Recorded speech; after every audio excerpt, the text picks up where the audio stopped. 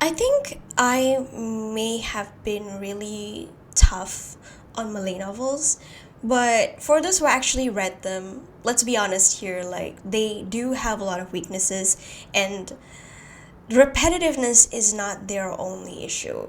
But once in a while, once in those extremely rare blue moon, you will get some hidden gems.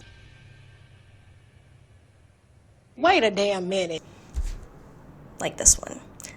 Today we're going to talk about Arjuna Hati by Norzailina Nordin.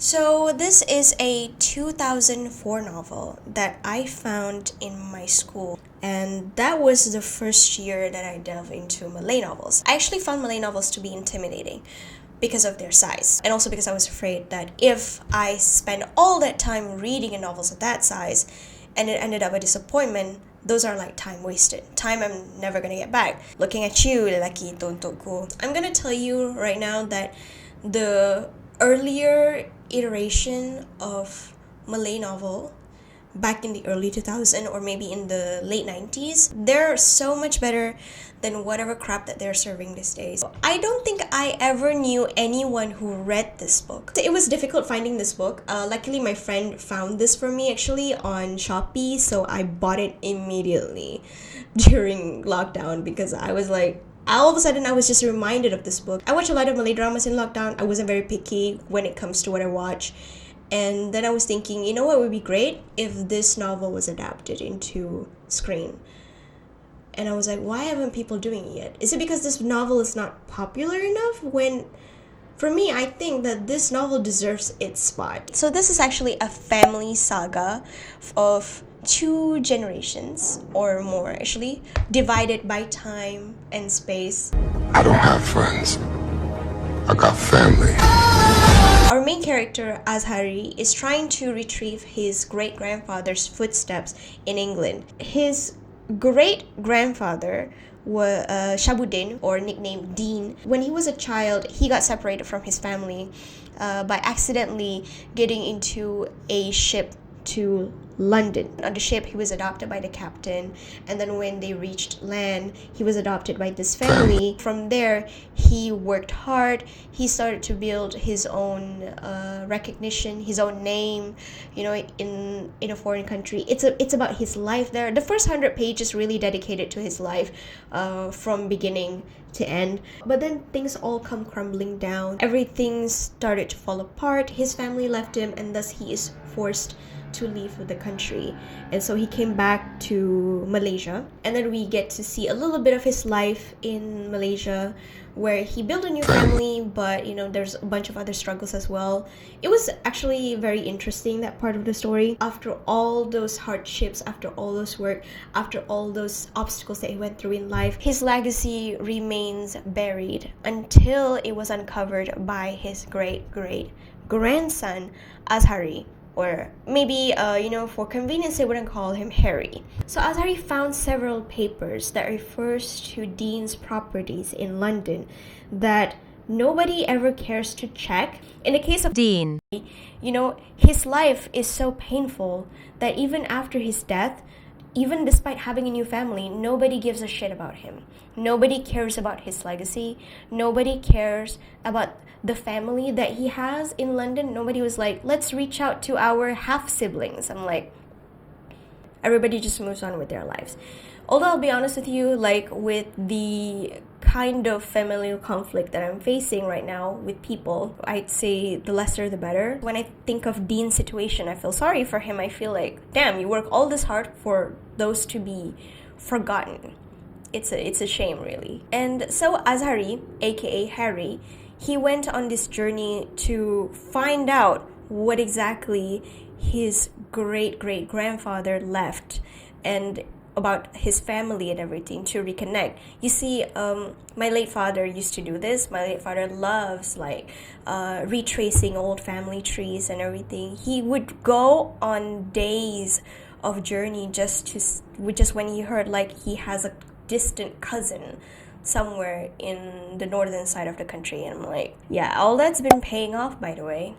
So Harry, because he's like, it is implied here that he somewhat inherits Dean's spirit for adventure. So he took on this duty to figure out what Dean left behind in London. It's, after all, it's still family. In his journey, he met the Swansons. So, and especially Serena Swanson, the daughter, who is our main love interest, by the way. So Serena Swanson is the daughter of the man who is trying to prevent him from getting into his inheritance.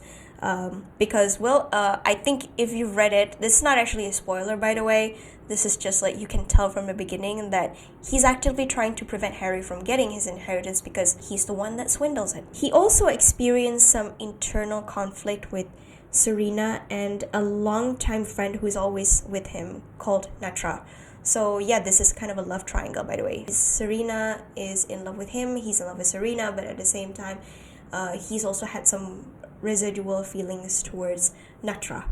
And Natra has feelings for him, while also not being very subtle about it. By the way, we hate Natra here. I don't like her, I also don't like her brother. I won't go into the detailed story because I think this is best experienced yourself. It has a lot of technicality to it. When you read it, it feels like you're on a holiday in England in the 90s or early 2000s. Because I remembered like they don't even mention anything about phones and stuff, and I was like, wow, that seems like a very distant era.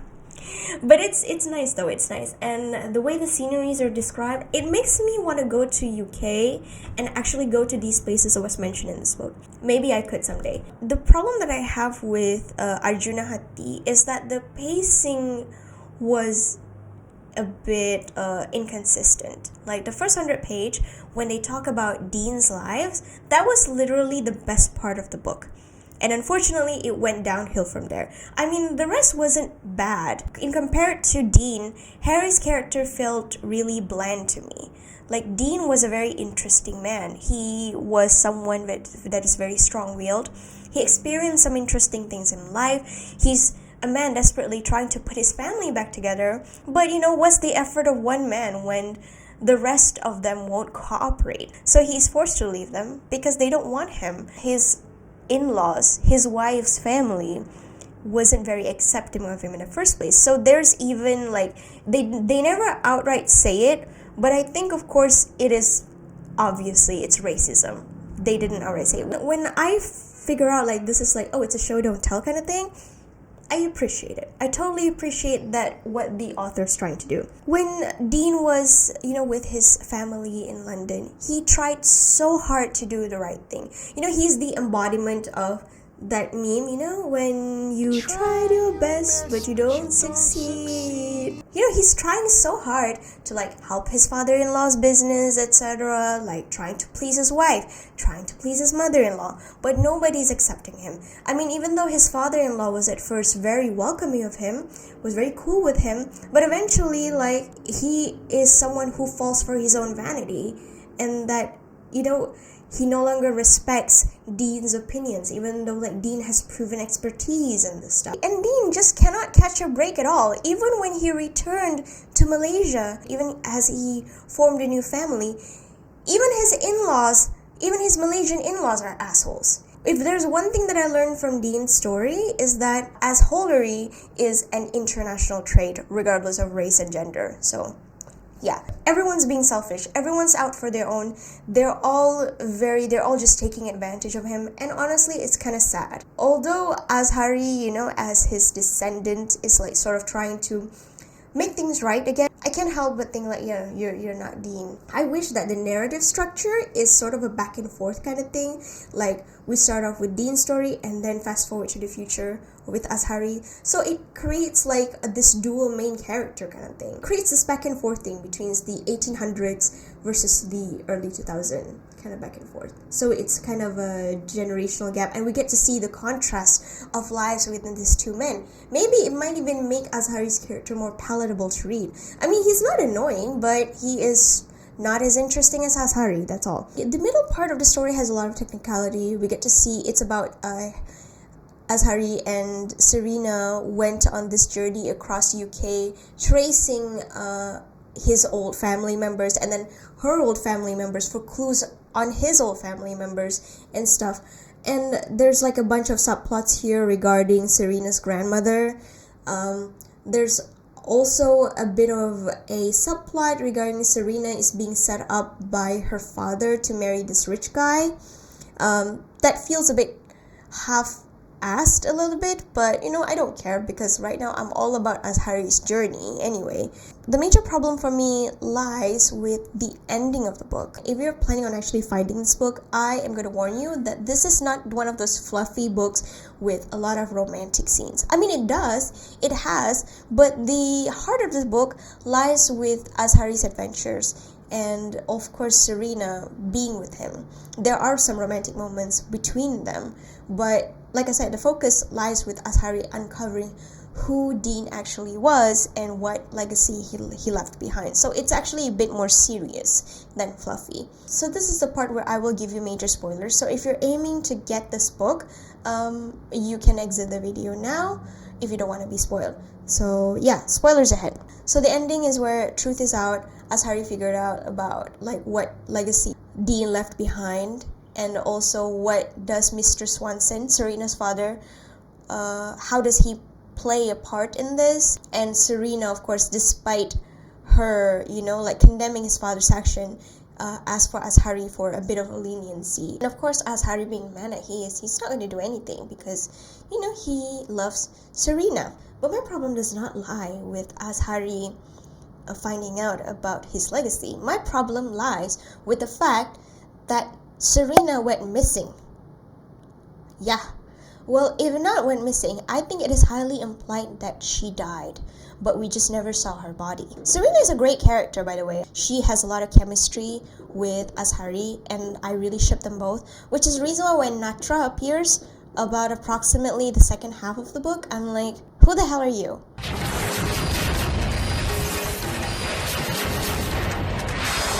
I mean, like, it is clear that you like him and you're not being very subtle about it, but do you also think that you're trying a bit too hard, girl? I don't know, I'm like, I don't like Natra. Her vibes are all off. I don't like her, hate her. Even her brother, especially her brother though. Her brother Najwan is Azhari's friend, and then Najwan can sense that Natra is in love with Azhari, and he's actively trying to set them up, which, as admirable as it is you're being a good brother and all that, it is clear that he doesn't even care about Azhari's feelings. There are parts where Najwan and Natra just being so sus to me. Like when Najwan found out about Serena, and then Najwan is like, oh, I can sense some vibes with this girl. Like, this girl vibe feels wrong. And Serena didn't even do anything for him to dislike her. And then Najwan told Serena while Serena went to visit, or I think it was Serena's calling their house or something. Najwan just immediately tells Serena, like, oh, Azhari went out with his fiance, Natra. You did this for what? Why not? Why? Why not? Why though? not only that he doesn't care, like, hey, your guy, your friend here might actually have a girlfriend or someone else that he's interested in. But no, my younger sister's happiness comes first, even at the expense of other people's feelings. His hate towards Serena just really came out of nowhere just because Serena exists. And Serena has sort of a small love line with this other guy. We don't see much of her in the other guy because it is clear that she is very much in love with Azhari. It's really sus how Najwan just announced like Azhari and Natra's engagement like that when Azhari didn't even say anything about wanting to get engaged to Natra. They were like at their friend stage. And also Natra was starting to get really annoying and pushy at some point where she's like, you need to tell me everything that's going on. Why did you leave without telling me? Like, girl, he doesn't owe you anything. He's not your boyfriend, at the very least not yet. Far from being your fiance, and you're already being so pushy. That kind of attitude is not attractive to boys and girls alike, seriously. Which is the reason why when we reach the ending, after everything has passed and Azhari and Natra were on their way to return to Malaysia, and then they found out about like Serena's disappearance. But the thing that right now I feel really weirded out is that Azhari is just easily chooses Natra. It's feel very weird because like Azhari already said, I mean, despite everything that happened, like, despite what her father has done, like, he's like, you're not your father, I love you, I'll be waiting for you in London. But then all of a sudden, like, as Harry got sick and he requires emergency surgery, I feel like a chunk of this novel was cut, either from Serena's POV or something, because all of a sudden Serena's attitude sort of changed. Like, we see her being so excited, like, as Harry is like going to be, you know, like, as Harry wants her, he chose her. But then all of a sudden, like, after as Harry's surgery, she becomes this insecure, agitated woman because she saw Natra. Now, I'm not saying that she has absolutely no right to be jealous.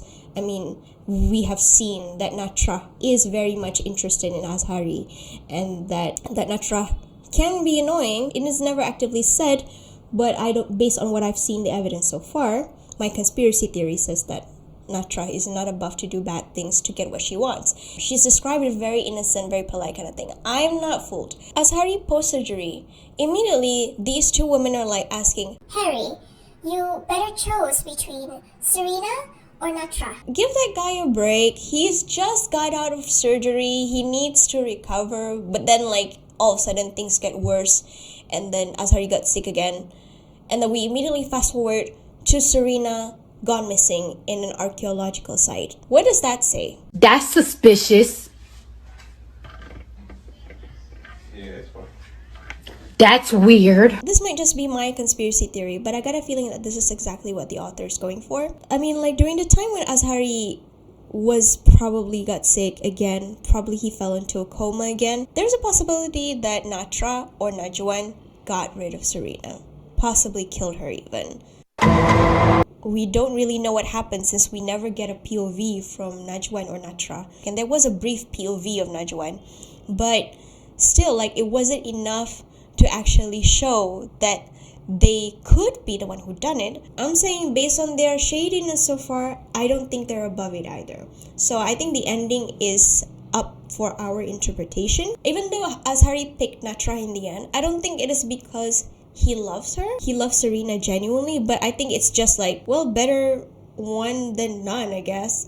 I mean, like this anyway. It's like, oh, you're just gonna settle for this girl even though you love someone else. You shouldn't settle for someone who's just choosing you as the second choice. That is all for me on Arjuna Hati. The novel is actually endorsed by Professor Emeritus Dato' Dr. Kuke Kim from the History Department in University of Malaya. So, and if you want to go on an adventure in the British countryside, this is the novel for you. Even though I did not like the cover, but then this is like the early 2000s, so I can't really be mad at it. I believe the window shows like supposed to represent the British countryside. Yeah. So anyway, thank you guys so much for watching, and I will see you guys in the next one. Bye bye.